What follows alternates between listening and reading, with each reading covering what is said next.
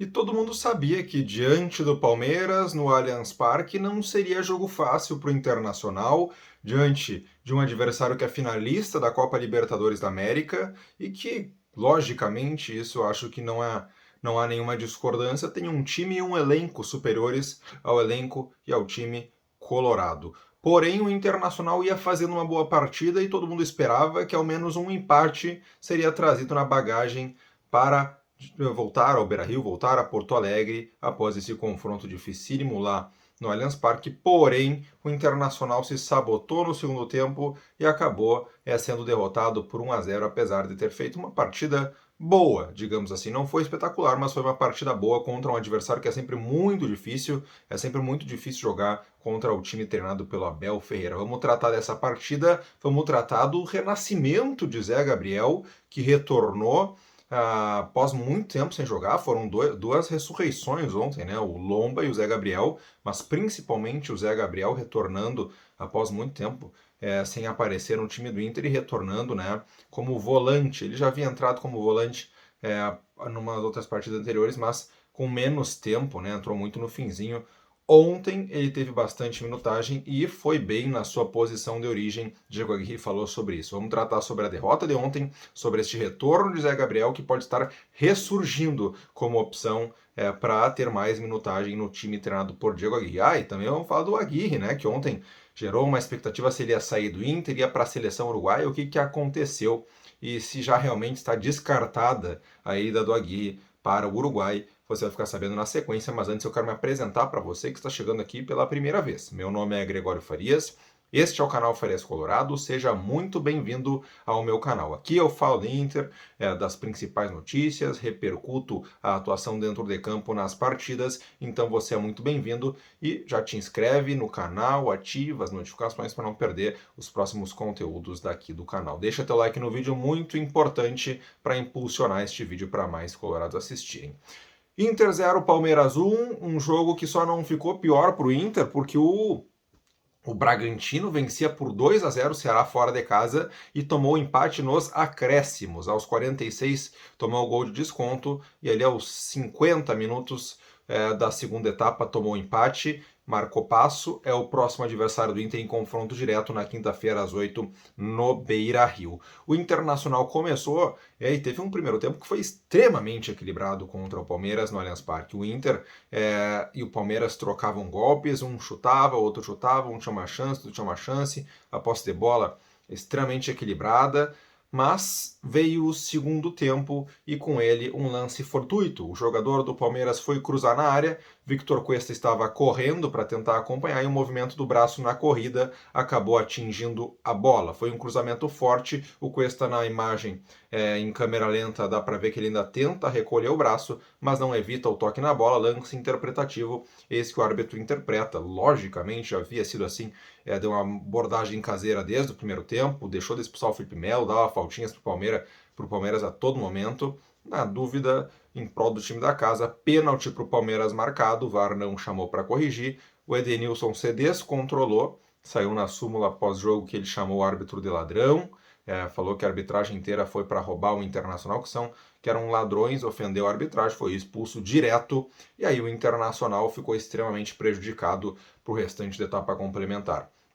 Mesmo assim, jogando contra um grande adversário, fora de casa e com um a menos, o Inter criou oportunidades para empatar o jogo. Jogada com o Yuri Alberto, que chutou, a bola ia tomando o rumo do gol, o zagueiro tirou próximo ali da pequena área. Outra jogada em que o Moisés sai na frente do gol para estar, né? Em vez de dar um chutaço, né, fuzilar o goleiro Everton, ele tentou dar um cruzamento para ninguém para dentro da área e acabou desperdiçando uma chance de frente para o gol ali, quase na entrada da pequena área. O Inter criou oportunidades com um a menos, mas não foi contundente, assim como já não havia sido no primeiro tempo, né? O Yuri Alberto teve duas oportunidades e não conseguiu balançar as redes. O Internacional fez um jogo ok, ninguém foi espetacular, mas era um jogo difícil. Também do lado do Palmeiras ninguém foi espetacular. Geralmente quando são duas equipes do mesmo nível ou de nível parecido, que estão jogando no mesmo nível, a tendência é o jogo ser um jogo mais marcado, um jogo mais estudado, e era assim que vinha sendo.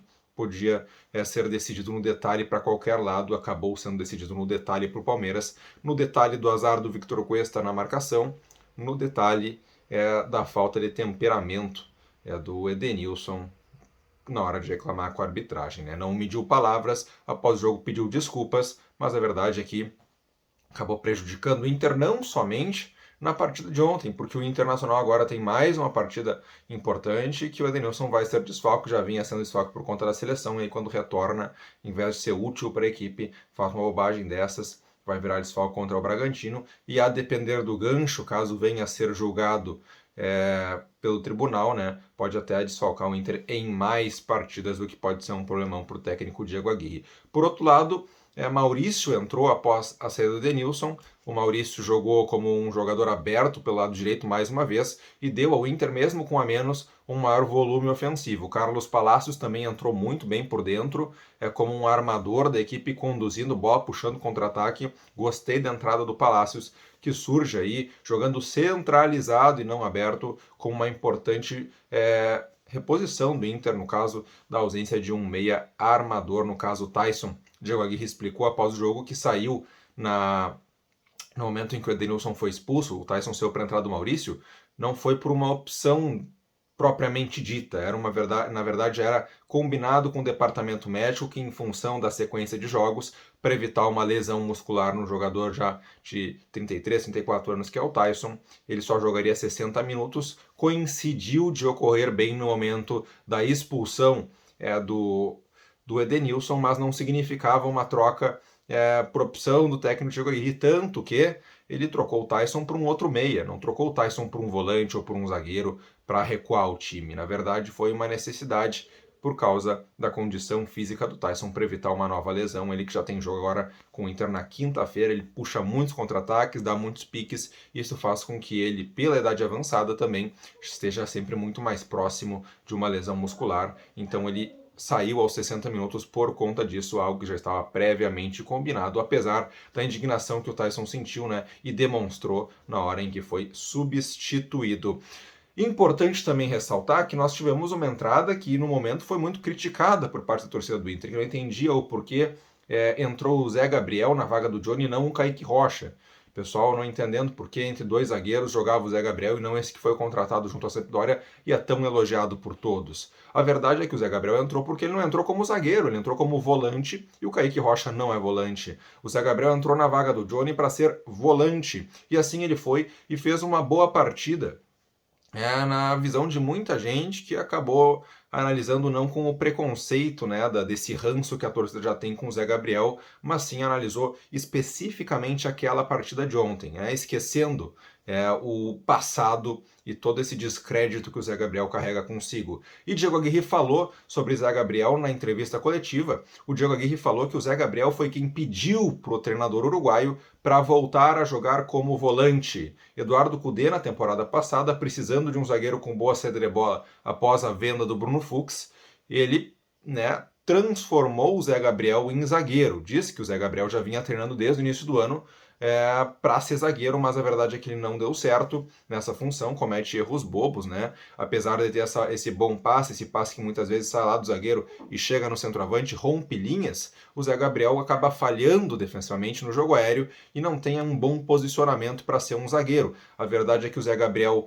percebeu isso, convivendo com muitas críticas, a torcida era óbvio que perceberia, mas ele aí tomou a decisão de pedir para o Aguirre uma nova chance na sua posição de origem, que é como ele subiu para o profissional, que é volante. Antes disso ele havia sido centroavante, na base, mas ele terminou a base como volante e agora se torna uma opção para ser volante, uma vez que o Inter tem jogado com dois primeiros volantes, Dourado e Lindoso. O Johnny é uma opção, mas com a lesão do Lindoso, o Johnny já está no time titular. O Inter ficou sem primeiros volantes para utilizar. Zé Gabriel surge aí como opção, enquanto o Lindoso está fora, para ser o primeiro volante reserva da equipe do Internacional. Interessante aí ver como o Zé Gabriel vai se sair, uma vez que é um ativo do clube, já tem mercado, apesar de tantas falhas, tem mercado nos Estados Unidos, já teve proposta por ele, quem sabe jogando como volante aí, ele não ressurja, ele é muito jovem, não ressurja como um ativo do clube para o Inter daqui a pouco conseguir vendê-lo na sequência. Importante também tratar da questão do Aguirre envolvendo a seleção uruguaia. Foi algo que ele falou também na coletiva pós-jogo. Era dado como quase certa a sua ida para a seleção celeste, uma vez que o Oscar Tabares, técnico do Uruguai há 15 anos, estava na corda bamba. A verdade é que, após uma reunião, após muita deliberação, a Confederação Uruguaia ela entendeu melhor deixar o Tabares confirmado até o fim do ano. Tem mais uma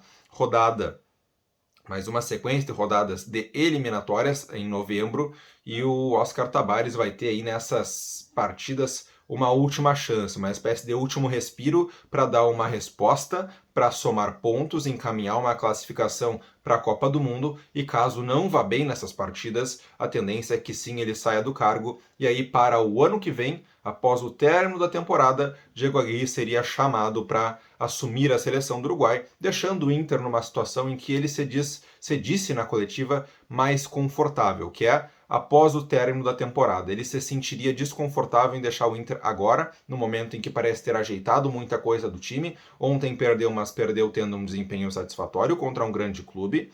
E assim já havia sido contra o Atlético Mineiro na derrota anterior, com um desempenho satisfatório contra um time melhor. E nas outras partidas contra equipes teoricamente mais fracas que o Inter, ele vem vencendo.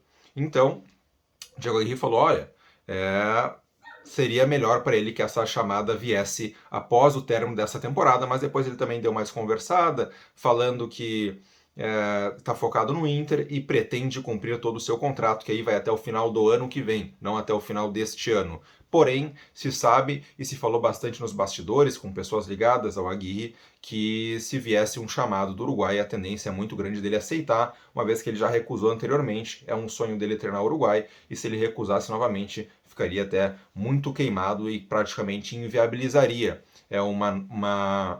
que ele assumisse essa seleção uruguaia em algum outro momento da sua carreira.